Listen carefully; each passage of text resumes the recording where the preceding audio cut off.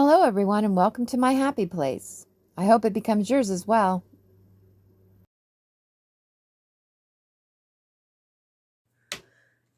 Hello, my crafty friends. Welcome to my happy place. So, today I want to talk about another question that I hear a lot in the social media platforms, especially on Facebook, and some of the groups that have to do with junk journaling, and that is, how do I start junk journaling? Right? It's just a question that I hear a lot. And I don't think it's a dumb question. Number one, I don't think there's any such thing as a dumb question. But I think it needs addressed. And I remember thinking something very similar when I started. Like, when I started, and I haven't been doing it for very long. I just kept thinking, gosh, where do I start? I remember making a journal. The very first journal I made for my daughter. And I remember thinking, gosh, now I understand why they mass make things, because it took me forever to work on it, because I had to keep stopping and making things, making pockets and making tags. And, I didn't have anything really. So I realized the importance of mass makes and kind of building your stash, right? So I realized that kind of right off the bank. So then you get busy doing that, right? You get busy making your stash, building it up, making ephemera and tags and, just all the little goodies that come along with things, envelopes, tuck spots, bands, just everything. And so you start making all that stuff and you get your stash built up, and then you've got a stash, right? So now you've got a starting point. You've got a place to start off at. Whoops, that was kind of crooked, right? Now what? Now what do we do? Well, and I think that's where a lot of people get stuck, right? They build up their stash. They think, oh, once I get it built up, then I'm going to know where to go from there. And then they don't. They're stuck. And I kind of got in that predicament myself. I built up my stash, and I kind of keep finding other things to do to build it up. But I didn't know where to go. What am I going to do? What's my first journal going to be? So then it just kind of got presented to me, right? The very first journal I made for Sophie. I made it for somebody. Sophie is somebody that I love. And when you make something for somebody you love, then you care about it a little bit more, I think, right? Than as if, you were making it for somebody maybe that you didn't know, or you were just making it for yourself, maybe. You wouldn't maybe put as much thought into it as you normally would. Or maybe you would, I don't know. But that's just kind of the way I feel about it anyway. So I made it for her. And that's kind of a good way to start making them, is to start by making it for somebody that you care about, that you love, right? Think about somebody who you think would enjoy one as a gift, maybe. Or,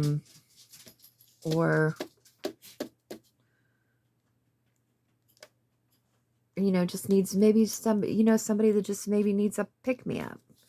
And that would be a nice thing to just give them just because, right?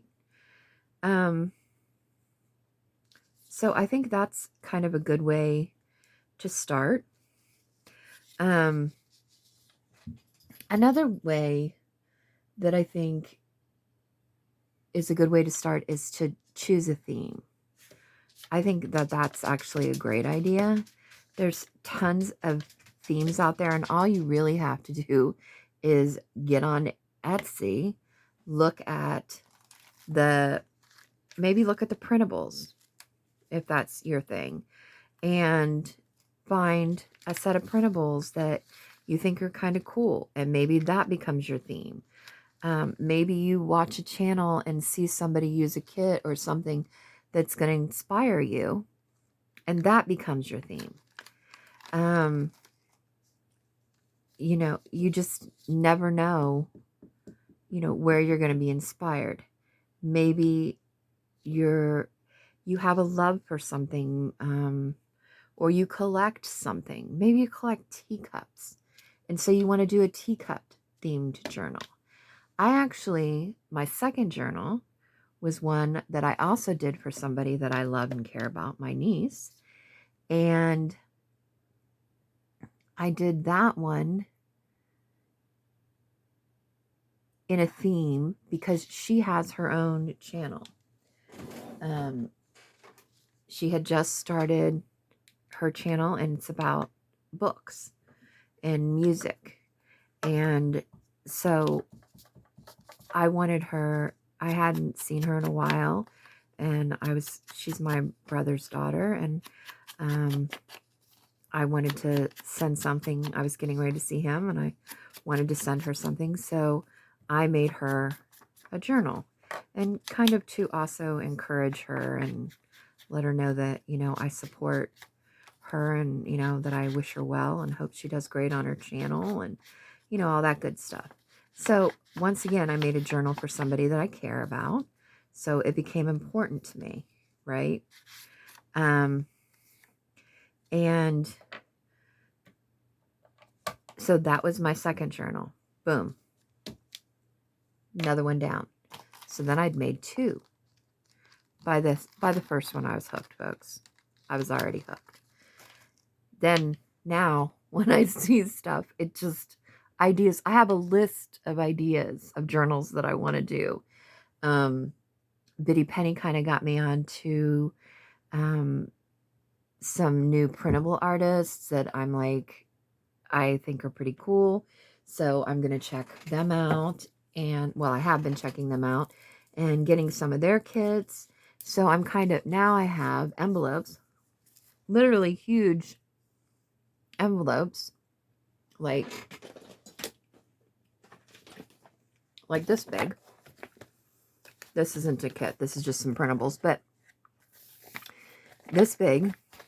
And I put ideas for journals in them. And I have several that are just sitting to the side that as I'm making things or I get more ideas, I make them and I stick them in there until I get it kind of, you know, I build it up a little bit, right? I've got some pages. I've got some maybe ephemera that's that themed. Like you get some ideas going, right? I think about how I want to do the cover. Do I want to do it in, I have an embroidery machine. Can I embroider it? Which reminds me, this takes me to my third junk journal. This is the third one I made. This is the biggest one I've made, and it's the most empty, actually, because it's meant to be. So this was the first cover that I ever designed like this. I embroidered this on my machine. I used some fabric I used my sewing machine. This was a cereal box that I put it onto. I stuck some pockets on the inside for some things. This book has, how many signatures? 5? Yeah, 5 signatures. It's pretty full, as you see. They're all blank. The pages are all blank because I take the stuff that I've made and I put one of them in here so that if I need to reference it in the future, then I go back and I can do that, right? And there's no rhyme or reason. I just kind of stick them in here when I make them. And that way I try to have one of everything that I make on my channel or in here. What was that? I don't remember. Oh, that was the pocket things. I remember making that now. Okay. But yeah, it kind of gives you an idea, right? Of like, hey, I made that. Or if I'm looking for something to mass make, I can come in here and I'm like, oh, yeah. Well, let's make a bunch of belly bands, or let's do a bunch of bingo cards. I'm kind of running out of those, or I need some more postcards. So this was the third book I did. And that was just like in a short amount of time, really. It didn't take me very long to start building it up to like, oh, okay, now I'm going to do this. This is something I'm interested in. So I guess what I usually say to people when I see the question asked on Facebook of like, how do I start? And I always say, and most people answer this way, just start. That's all you have to do. Just start. Just start doing. Start with a cover, or start by making a signature. Or, just start by picking a theme. Just making one little move, then you're going to start, right? And don't be afraid to start. There's no rules. You can do it however you want to do it. And that's part of like the lovely things about junk journaling. And you don't have to have all the stuff, folks. You really don't. Yeah, the stuff is nice and it makes it easier. But I've seen some beautiful journals, junk journals made with junk mail. And collect your junk mail, folks. Open it up, throw whatever's inside away or keep it or whatever, and use the envelopes. I've seen some great junk journals made out of envelopes. I mean, they're cool. They're neat. Right? So just, all you have to do is just start. And once you start and once you get moving and getting in the rhythm of doing it, you're going to become addicted. And then it's just going to become secondhand, just like anything else that you do in life, right? You're just going to start figuring it out and figuring out where to go. And it's okay to make mistakes. Look, if you make a mistake, you can cover it up. People who have been doing it for years, I watch them, they make mistakes. But the great thing is they've usually made them before, so they know how to fix them. And you can watch them and see how to fix them so that if you make the mistake, then you'll be able to fix it too, right? And that's like kind of the beauty of what we're doing here, right? Is like, I'm always telling people, hey, I'm new too. I don't know what I'm doing half the time. I'm just flying by the seat of my pants and hoping that I can figure it out. But one thing I did do, whoops, I almost put this one upside down, which would have been fine because it would have been the first stamp, and it would have been fine if it was upside down. But one of the things I did do was I started. I picked it up and started working on them. Made the first move, and then I made the second, and then I made the third, and so on and so forth. And that really is it. If you're a procrastinator, don't procrastinate. If you are used to be a card maker and you're used to things being precise, get used to things not being precise. Yeah, that is my best advice to you on that. They don't need to be. They don't need to be anymore. Just do it. Just pick it up and start working on it. And before you know it, you'll have a journal together. And then that will be your first one. And then I hope you share it with us so we can see it. Because, you know, that's how we learn. We learn from each other. We get ideas from each other. You know, it's a wonderful community of people. It really is. I cannot stress that enough, of how kind and encouraging the people that I've met along the way so far have been. They're, you know, they couldn't be nicer. And I've been in some groups where they're not nice. You know, crafters are not always nice people, but sometimes they are. And junk journal people seem to be terrific. In my opinion, they're some of the best. And that, you know, has kind of become my home. That's where I feel like they're my people. I fit in there the best. And so here I am, you know, and at least for now. And maybe eventually I'll get bored of it and find something else to do. But so far, I'm not at all.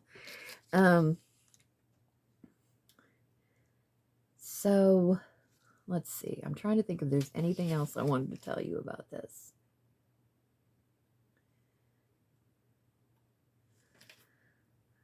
I think that's it. You could choose a color to start a journal. Simple enough, right? A color. I mean, I think that's fairly easy. Make it pink, or make it my favorite color, turquoise. I love turquoise. I think if I was stuck, I might do a turquoise journal. All things turquoise. See what I could find out there. Printables are a great way to go, folks. And hey, I have a bunch of free printables on Ko-Fi, and I also have them on, there's some in my Happy Place Crafting Facebook group. Go on there. Get them for free. If you don't, you know, if you can't afford to pay for them or you don't want to pay for them, go get them there. And I'm not the only one. There are a ton of people who have free printables. There's a bunch of them. Even I saw the other day that Tracy Fox has a bunch of them that are free. And if you don't know who she is, you will. But she's fabulous. And she has a YouTube channel, and she has a ton of printables, but she also has a ton of free ones, and they're pretty cool. So check those out. Just look her up and get hers. So there's a million ways to do it, and there are no wrong ways. Just do whatever inspires you, whatever you think, you know, whatever you're into. And maybe in turn, if you share your work, you'll inspire somebody else. You'll inspire me. I like to be inspired. I'm always up for any idea. That's why I watch YouTube and listen to it, and I try to get new ideas. I'm always looking for something new to try or do or improve on. So yeah, I mean, just do it, right? All right, that's it today, folks. Just start, please. And if you do, share it. And it doesn't matter if you don't think it's any good. I'm sure you are probably your hardest critic. I know I am. I'm the hardest on myself. I'm harder on myself than anybody ever is or anybody ever will be. Shame, really. But I am. I'm hard on myself. I'm learning. I'm trying not to be, but I am learning how to share my stuff, and that's like sharing a part of me, right? But I wouldn't be able to do that if I hadn't started working on stuff, right? So start and share it, and don't put it off, because tomorrow is not promised. So do it today. Till next time, take care. Thank you for watching Happy Place Crafting. Please remember to like, comment, share, and subscribe. It means a whole lot.